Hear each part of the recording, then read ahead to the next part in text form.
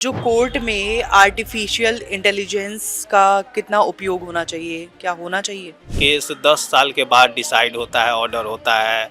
20 साल के बाद टाइम इतना लग जा रहा है। मेरे समझ से कि थोड़ा सा डिजिटलाइजेशन करने से थोड़ा सा कोर्ट की प्रक्रिया जो है उसमें तेज़ी आएगी और बिल्कुल लोगों को समय पे न्याय मिलेगा। जो आईपीसी चेंज हो के बीएनएस में कन्वर्ट हो गया तो जितने लोग पहले पढ़ चुके हैं उनके लिए बहुत ही मुश्किल होगा फिर से सारी सेक्शन को याद करना। सारे कानून जो है ना, खासकर महिलाओं के लिए, डोंट माइंड, लेकिन महिलाओं के लिए है। पुरुषों के लिए कोई ऐसा बचाव नहीं है। पुरुषों के लिए बहुत कम बचाव है, जिस कारण से बहुत सारे ऐसे जो कई घटनाएं आप देख रहे हैं। वर्तमान में मेरठ में एक बेंगलोर में कांड हुआ था, और ये जो है ना एक ट्रेडिशंस बन गया है। मतलब शादी करो, तलाक लो, मेंटेनेंस लो।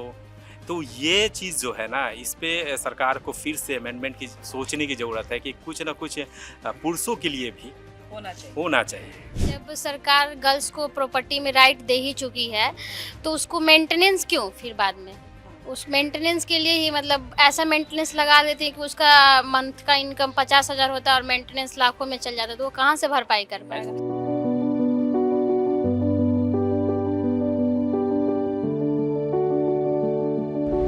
हाय दोस्तों, स्वागत है आपका करियर 360 में और मैं हूं आपके साथ प्राची सिंह राजपूत।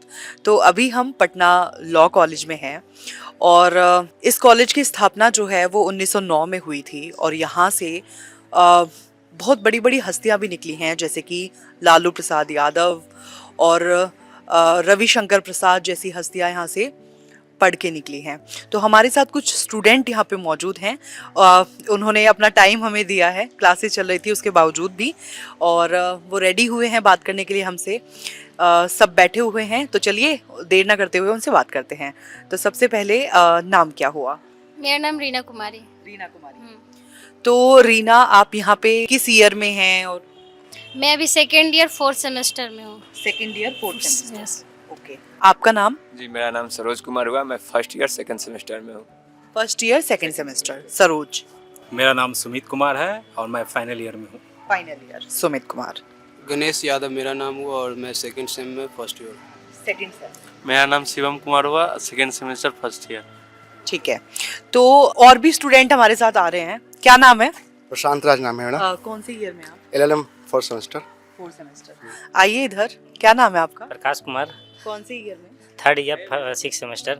राहुल रंजन, कौन से ईयर में आप? Third year 6 semester ma'am. Third year 6th semester. सबसे पहले तो मेरा सवाल ये है कि लॉ ही क्यों चूज किया? लॉ पढ़ने वाले छात्रों के लिए सबसे ज्यादा चुनौती क्या है? क्या ऐसा कुछ लगता है आपको कि सबसे बड़ा चैलेंज है? चैलेंज तो अभी वर्तमान में आ गया है, क्योंकि पहले से हम लोग पढ़ते हुए आ रहे थे और प्रेजेंट में जो है BNS आ गया, नया कानून आ गया, पूरी तरह से चेंजेस। तो अब चैलेंज ये आ गया कि फिर से हम लोग को वो पूरा पढ़ना पड़ेगा। फिर से वो लॉ जो है, जो अमेंडमेंट हुई है, जो अमेंडमेंट को पकड़ना, पढ़ना, हाँ पढ़ना होगा। तो थोड़ा ये चैलेंज आई थिंक करने। मेरा भी सेम यही आंसर होगा। जो आईपीसी चेंज हो के बीएनएस में कन्वर्ट हो गया तो जितने लोग पहले पढ़ चुके हैं उनके लिए बहुत ही मुश्किल होगा फिर से सारी सेक्शन को याद करना। सेम जो सुमित भाई जी बोले, ये बोली कि सेम चुनौती वही है कि पिछले बार जो हम लोग पढ़े हैं और फिल्म चेंज हुआ है, उसमें चुनौतियाँ को हम लोग स्वीकार करते हुए और अच्छी तरह से पढ़ कर हम लोग अपने प्रैक्टिस भी कर, जो लोग हमारे साथी प्रैक्टिस भी कर रहे हैं और कहीं मेरे साथी जज भी बने इस बैच में, LLM बैच में। तो ये चीज़ झेलते हुए हम लोग आगे बढ़ना। अच्छा, ऐसा एक और चुनौती यहाँ के लिए, स्टूडेंट यहाँ के अगर बोलेंगे इस लॉ कॉलेज के लिए, कि जैसे कि हॉस्टल्स तो है यहाँ पे, हॉस्टल्स है नो डाउट, लेकिन सभी लोग हॉस्टल्स में रह नहीं पाता है। और जो यातायात का जो ये है, ट्रांसपोर्टेशन के लिए जो अभी स्थिति है ना, बहुत मतलब ना, गांधी मैदान से अगर आप वहाँ से अनुभव की होंगी, अगर यहाँ तक आने में ना 45 मिनट लग जाता है। 45 से 1-1.5 घंटा लग जाता है। तो ये अभी आप लोगों के लिए मेरीन ड्राइव जो बन रहा है क्या बोलते हैं? ये हम लोग का सेक्शन के, लेकिन आने वाले दिनों में जो है मेट्रो सरकार नो डाउट है काम कर रही है और मेट्रो बन जाती है तो इस कॉलेज के लिए, बहुत स्टूडेंट्स के लिए आने जाने के लिए मेन होता है कि ट्रांसपोर्टेशन बहुत ये होता है, बहुत चुनौती है ट्रांसपोर्टेशन। अच्छा, क्या ऐसा कोई कानून है जो आपको लगता है कि उसमें सबसे ज्यादा सुधार की जरूरत है आपके लिए? जी। अकॉर्डिंग टू, अगर मेरे अनुसार अगर बोला जाए तो देखिए, मैं पूरी तरह से नहीं बोलूँगा, लेकिन अभी वर्तमान में जो स्थिति हो रही है, जो बहुत सारे लड़कियों का जो अभी होता है कि सारे कानून जो है ना, खासकर महिलाओं के लिए, डोंट माइंड, लेकिन महिलाओं के लिए है। पुरुषों के लिए कोई ऐसा बचाव नहीं है। पुरुषों के लिए बहुत कम बचाव है, जिस कारण से बहुत सारे ऐसे जो कई घटनाएं आप देख रहे हैं। वर्तमान में मेरठ में एक बेंगलोर में कांड हुआ था, और ये जो है ना एक ट्रेडिशंस बन गया है। मतलब शादी करो, तलाक लो, मेंटेनेंस लो।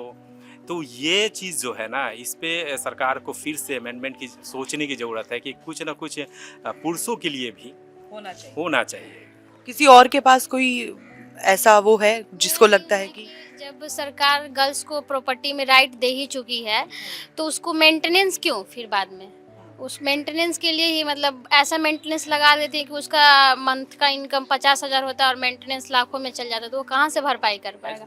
इसीलिए सुसाइडल केस बढ़ते जा रहे ऐसा भी है। हैं। देखिए, नो डाउट है कि इसके पीछे बहुत सारे जो बहुत ऐसे लोग हैं जो प्रताड़ित हैं।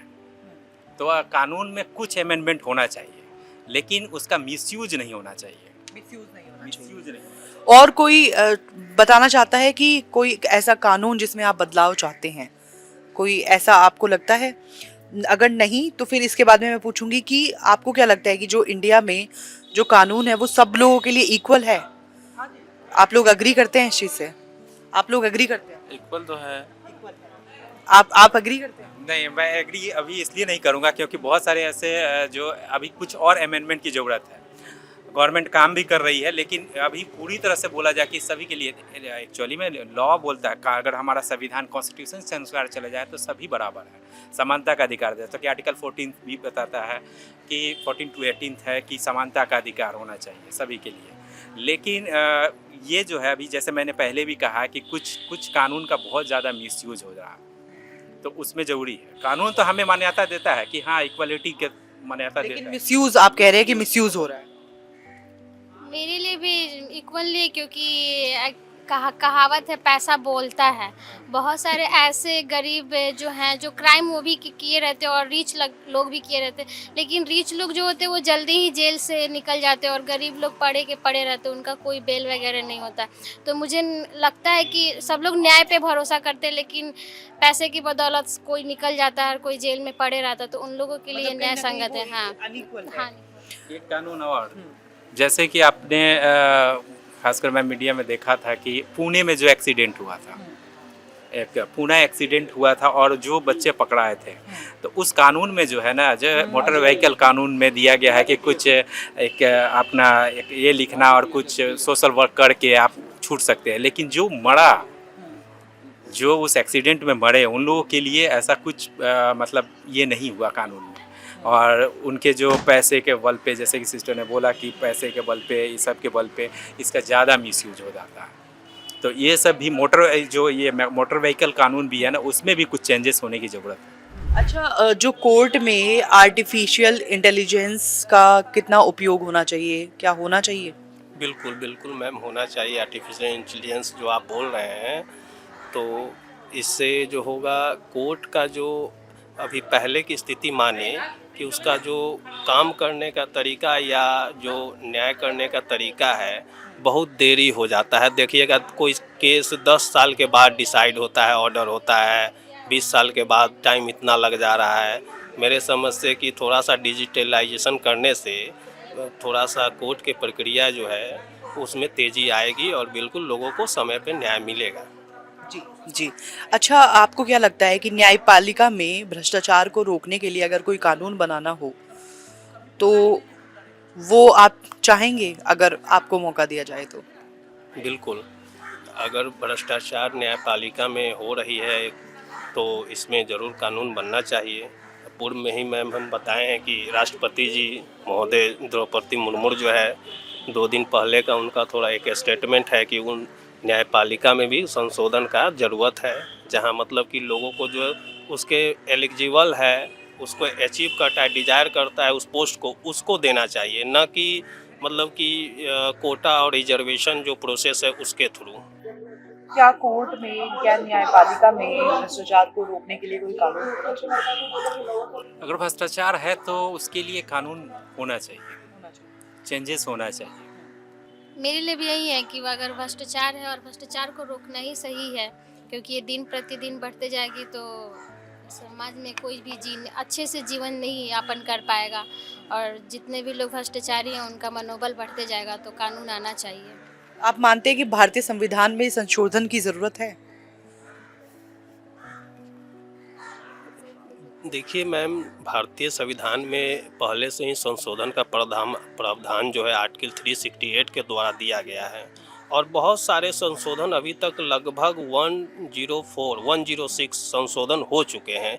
तो देश का लोगों का आवश्यकता जिस तरह होता है, तो हमारी पार्लियामेंट जो है कानून बनाने का काम करती है, तो वो कानून लाती है, संशोधन होता है।